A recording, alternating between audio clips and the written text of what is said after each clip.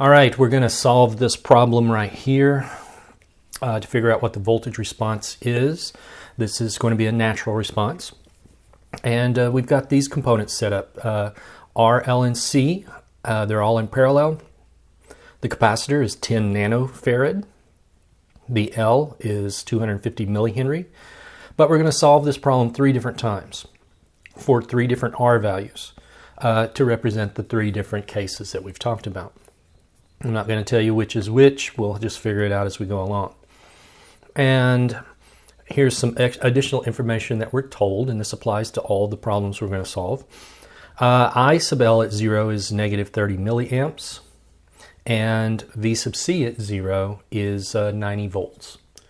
Okay, so given that right there, we should be able to figure out a few things. One of the first things that you have to do is you have to compute alpha. And alpha is going to be 1 over 2RC. Now that depends upon R, so that depends upon which case we're going to work. However, omega naught is going to be 1 over LC. I should say omega naught squared is just going to be 1 over LC. And that's going to be depend upon the L and the C, which are not going to change for the 3 problems that we solve. So if you do this computation, this turns out to be 4 times 10 to the 8th. For omega naught squared, all right? So we'll need to compute alpha for each of our 3 cases, and then we'll need to do the comparison to tell whether or not we're going to be overdamped, underdamped, or critically damped. Okay, so I'm going to leave this sheet the way it is and start the first problem on this one right here.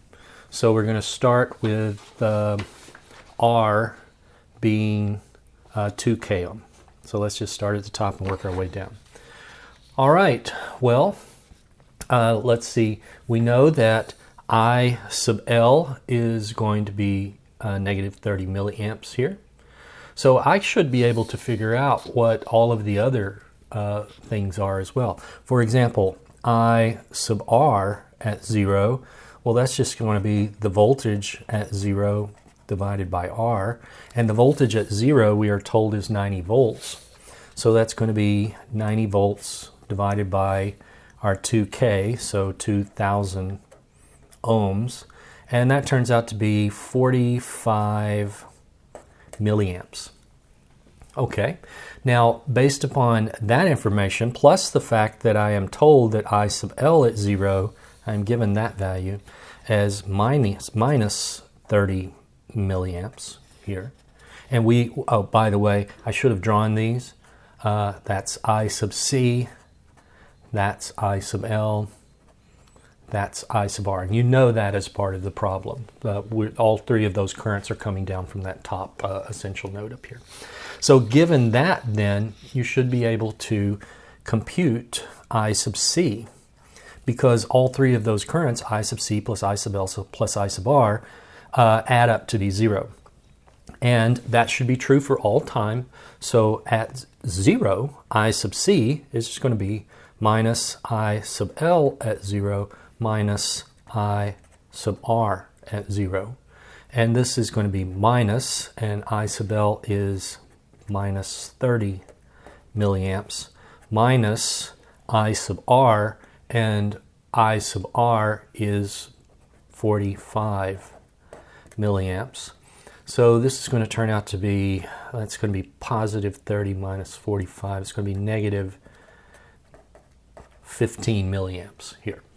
All right, so I'm just spending a little time before I really dive into the problem, sort of figuring out some initial conditions here.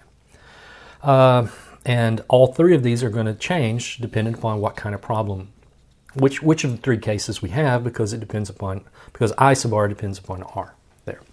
All of these depend upon that. The only one that's fixed for all 3 cases is going to be that one right there. All right, so alpha. Alpha is going to be 1 over 2RC. That's going to be 1 over 2 times R, 2,000, times C, and that's going to be 10 times 10, and that's nano. Do you remember what nano is? Do you remember what nano is? That's 10 to the minus 9.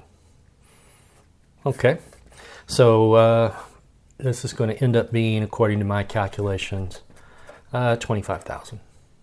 Okay, that makes alpha squared equal to 6.2 times 10 to the 8th. Now, omega naught squared, we computed that, is 4 times 10 to the 8th. So omega naught squared is 4 times 10 to the 8th. So we can see here that alpha squared is greater than omega naught squared. All right, which of the three cases is that? This is something you need to know off the top of your head. You need to be able to recognize after you do the comparison here which of the three cases it is. And it turns out to be the overdamped case. Okay, if it's the overdamped case, then we know the general form of the solution is going to look like V of t equals A1 e to the minus S1t plus A2 e to the minus, I put the minus signs there. They don't belong if I'm just putting the s's there. S2t. There. It should just be S1 and S2. The values computed for S1 and S2 will turn out to be negative. So the sign's included in the variable there. Okay, in fact, when we do that, S1 is going to be negative alpha plus the square root of alpha squared minus omega naught squared. And plug in for this alpha, plug in for this omega naught, and you get a value out of that that is negative 10,000. And that's going to be radians per second. S2 then is minus alpha minus the square root alpha squared minus omega naught squared. I'm not doing these computations right now. I'm just writing them down. You should do the computation yourself to confirm that that is the case. The units here are going to be radians per second. This one turns out to be minus 40,000 radians per second. Okay, so we've got our S1 and our S2 now. We could plug those in there. We still need our A1 and our A2. All right, well, how do you get that? Well, V at 0 is going to be equal to, well, just evaluate this at t equals 0. It's going to be A1 plus A2.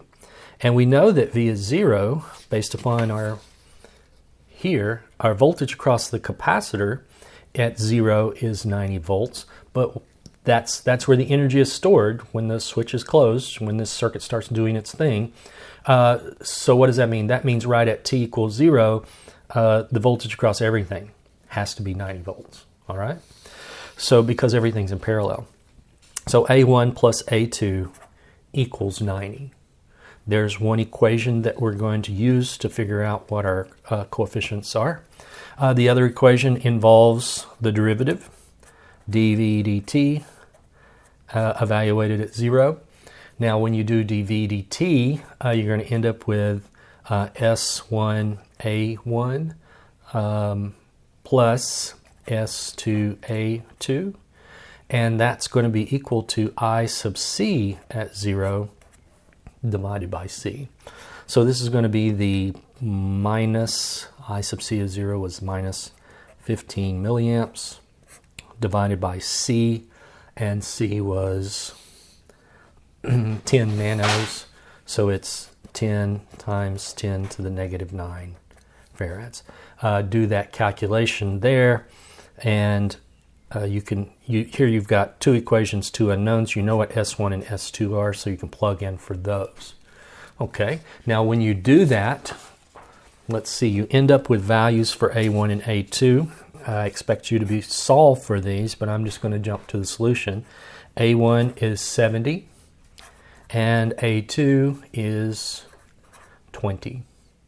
So given that, we can write voltage as a function of time in this problem is going to be 70 e to the minus 10,000 t plus 20 e to the minus 40,000 t volts.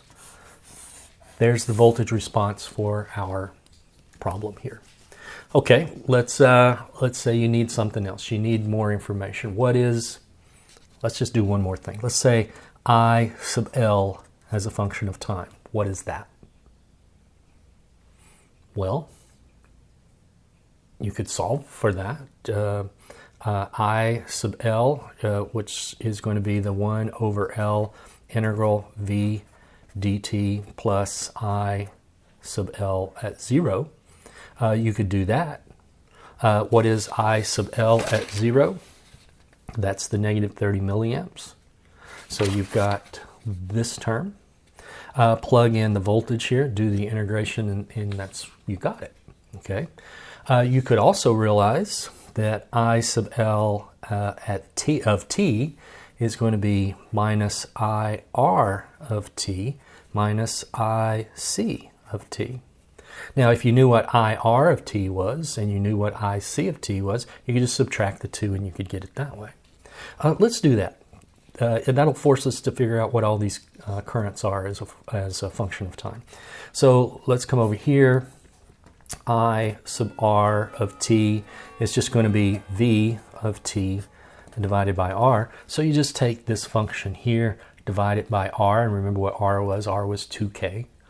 So this is going to be 70 e to the minus 10,000 t plus 20 e to the minus 40,000 t divided by 2,000. And that'll give you, you can do this computation and that'll give you some values. Okay. I believe that turns out to be 35 e to the minus 10,000 t plus 10 e to the minus 40,000 t, but that's milliamps. Okay. So I sub R of t is given by that. Okay, what about I sub C? I sub C of t, we know that that's going to be C dV dt.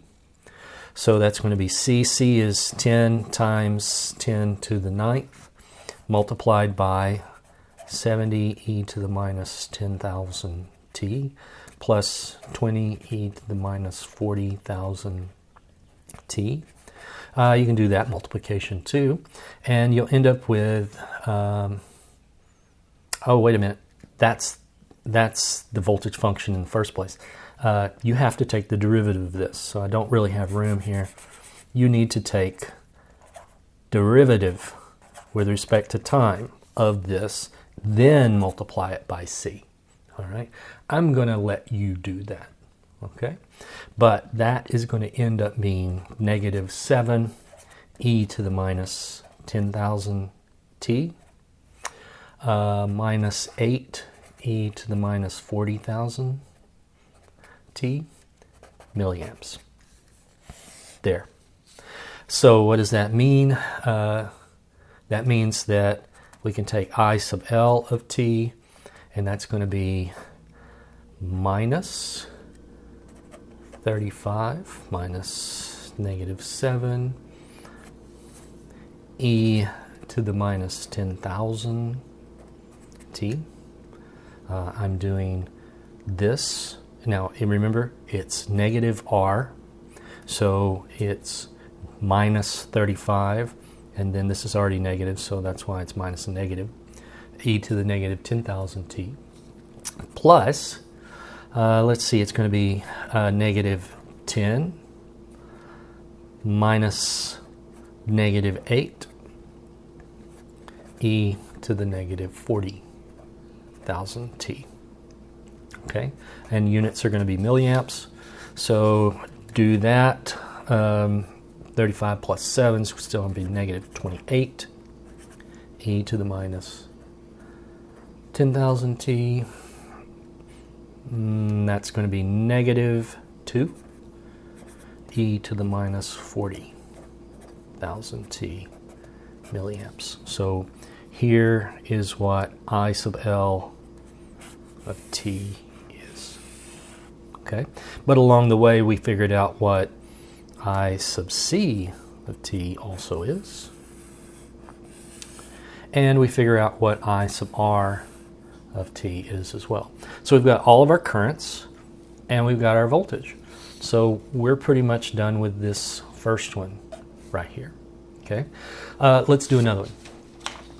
Maybe we won't go into so much detail on the others because a significant portion of the work has already been done. So let's do the next one here, 2.5K. All right, alpha is going to be 1 over 2RC. And if you plug in for 2.5K, then that's going to be 1 over 2 times 2.5, 2500, times C, which is 10 times 10 to the negative 9th. Do that calculation. Alpha comes out to be 2 times 10 to the 4th, which makes alpha squared 4 times 10 to the 8th. Okay, remember what omega naught squared was. Omega naught squared is 4 times 10 to the 8th. So what does that mean? That means these two are equal to each other, and that means that alpha squared equals omega naught squared. Which case is this? Critically damped. So this is the critically damped case. Since it's critically damped case, we know the general form of the solution. You immediately jump to the solution. D1 T e to the negative alpha t plus D2 e to the negative alpha t, like that. So you know that that's the general form of the solution. You know what alpha is. You just computed it up here. So you're left with figuring out what D1 and D2 are. All right, based upon initial conditions, V at 0, we said that that is 90 volts across everything. Okay, that needs to be used whenever we're figuring out what this voltage is. So let's figure out what the voltage is at t equals 0. So take this, evaluate it at t equals 0. The exponentials go to 1. This t here goes to 0 as well. So what are we left with? D2. So we got D2. D2 is 90. All right, that leaves D1. And in order to figure out, it's going to involve the derivative. So we need dv dt. We're going to have to evaluate that at 0. That is equal to I sub c at 0 divided by c. And that turns out to be, when you do this derivative here, d1 minus alpha d2. Okay, so this right here, that is going to be how we get to d2. I'm sorry, d1. We've already got d2 up here. Now we need I sub c at 0 in order to do this. So we've got to rely upon our circuits knowledge. I sub c at 0 is going to be negative I sub L at 0 minus I sub R at 0. So we know what I sub L at 0 is. It's negative 30 milliamps. So we're going to have negative 30 milliamps minus, now the I is always going to be V over R for a resistor. So that's going to be V at 0 over R. So that means this is going to be that's going to be positive 30 milliamps. The negatives cause that to happen. And this is going to be 90 over 2500 because our R in this case is 2.5K. Do that evaluation. This is going to be 30 milliamps minus, that turns out to be 36 milli. So this is negative 6 milliamps for I sub c. Then we can go back up here and we have negative 6 milliamps divided by C, which is 10 times 10 to the negative 9th farads, is equal to D1 minus alpha. Now we know what alpha is as well. That's 2 times 10 to the 4th times D2, and D2 is 90. Out of this, that's D1. Out of this, you can solve for D1. and you end up with D1 equals 120 times 10 to the 4th for D1. All right, now let's figure out what the voltage is going to look like. It's going to be V of T is going to be D1. We could write that any number of ways. 120 times 10 to the 4th is one of those ways. T. Now we've got plus D2. Plus D2, that's 90.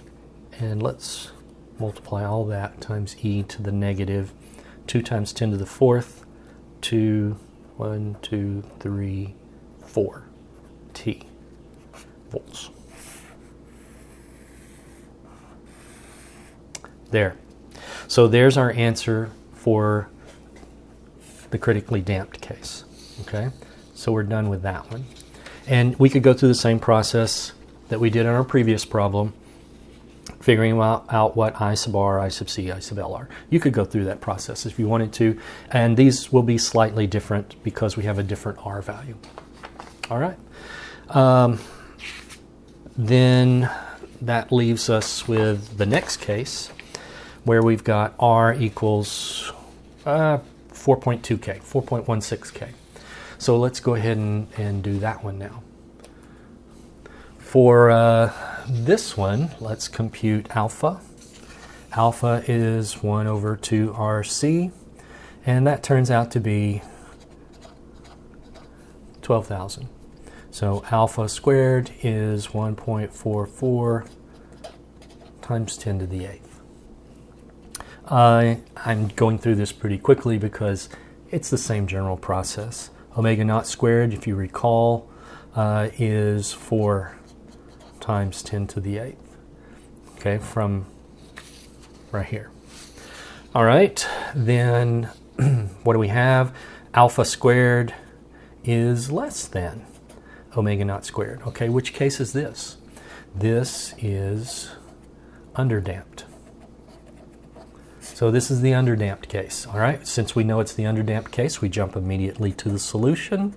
The general form is B1 e to the minus alpha t cosine omega sub d t plus B2, that's a 2. I know it's messy, but that's a 2. E to the minus alpha t times the sine of omega sub d t. Remember what omega sub d is?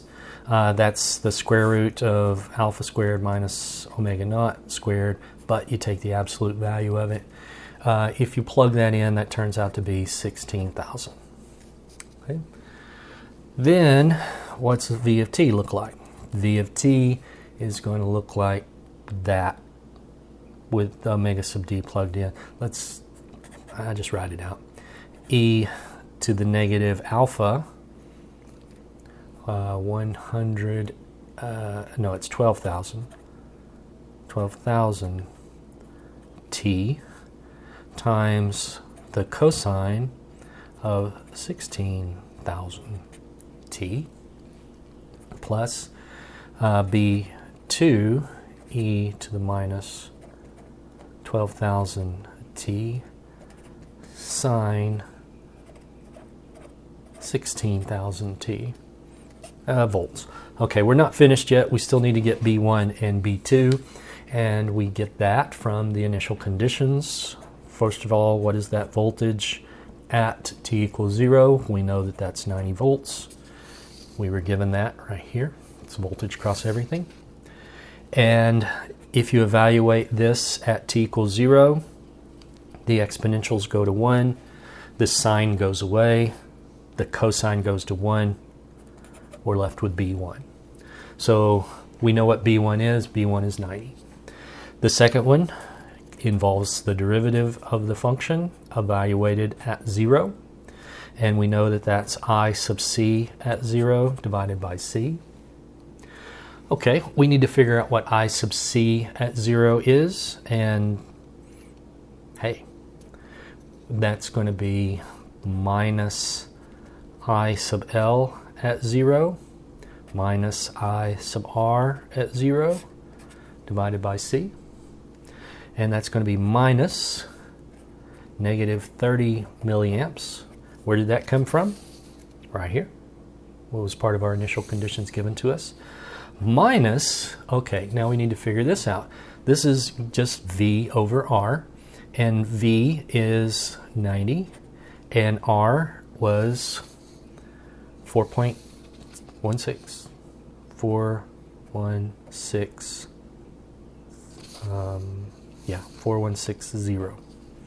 Okay, so there. Do that calculation right there. Oh, we need to divide that by C, which is 10 times 10 to the negative 9th farads.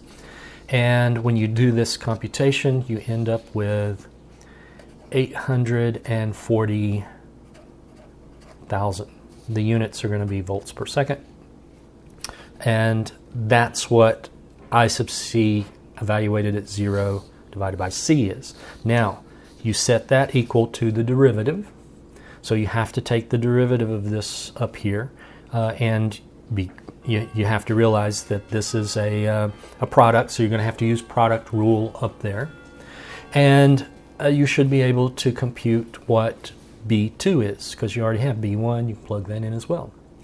And when you do that, I'm leaving it up to you to practice this. By the way, you should practice this. Turns out to be 120.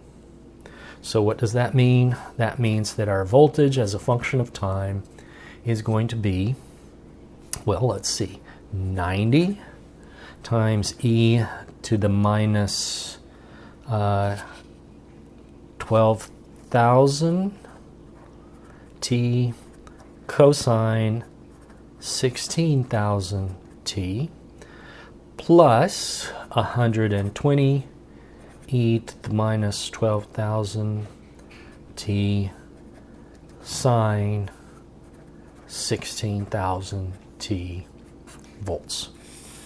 There's our solution. So what's that going to look like? Well, we've talked about this before. The sine and the cosine are going to contribute to the oscillation. The decaying exponential is going to cause it to decay over time. So let's graph it right here. That's going to start at t equals 0. That goes to 1. This goes to 0. At t equals 0, this is 1. The exponential is 1. So we're starting at a positive 90 volts. And then it goes through its cycle. I'm not going to be any more careful than that. And it ultimately reaches 0 in the limit because we're multiplying by these exponentials in both cases. So as t gets larger and larger, the sine and cosine just continue to go through their regular cycles, but these decaying exponentials will win. Exponentials always win, and it's going to drive it to 0 in the limit. Okay, so we've worked our 3 problems now. That's probably sufficient for us. From this, we could go and we could calculate the currents for everything as a function of time to see what those are. But we've already done that for our first case, so it's the same general procedure to keep doing that. Okay, so we worked our 3 problems for our 3 cases, and all of these so far have been natural responses. Next time, we're going to turn our attention to the step response, but we're going to rely upon the information that you've already learned here. So if you don't understand this, I recommend that you go back and try your best to absorb all of these 3 cases, because when we get to the step response, we're going to rely upon this. All right, so hang in there. We're almost through the semester. We're certainly on the downside, and see you next video.